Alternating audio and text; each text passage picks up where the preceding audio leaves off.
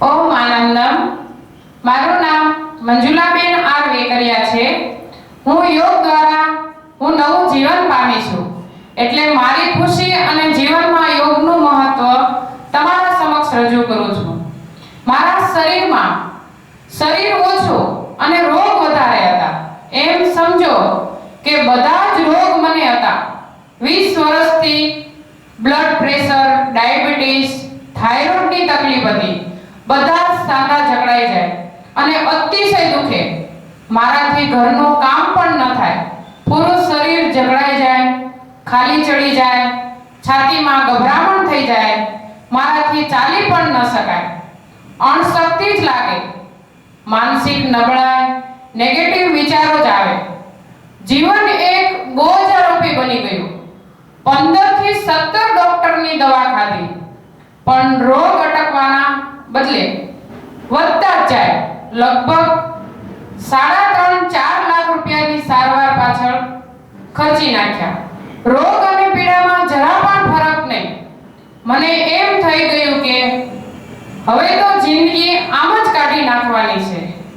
પણ સદનસીબે મારા દેરાણી છે સંગીતાબેન વેકરિયા, એ યોગા પોઈન્ટમાં આજીવન સભ્ય છે. એણે મને યોગની સારવાર લેવાનું કીધું. એટલે હું અંતે થાકીને યોગમાં જોડાઈ ગઈ. 3.5 મહિનાની યોગની સારવારથી આજે હું એક નવું જીવન પામી છું. Diabetes, blood pressure, thyroid normal છે. કોઈ અંગ્રેજી દવા ખાવી પડતી નથી.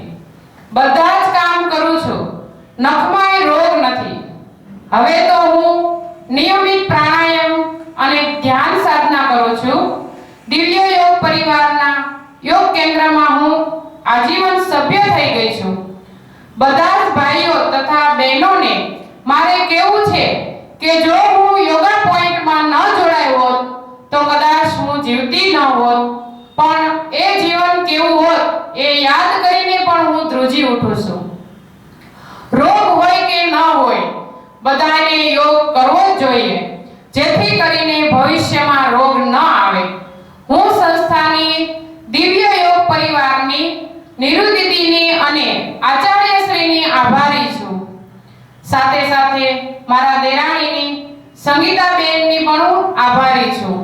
એક માનવતાની દ્રષ્ટિએ બધા જને મારી નમ્ર વિનંતી છે કે જીવનમાં યોગ કરજો જ.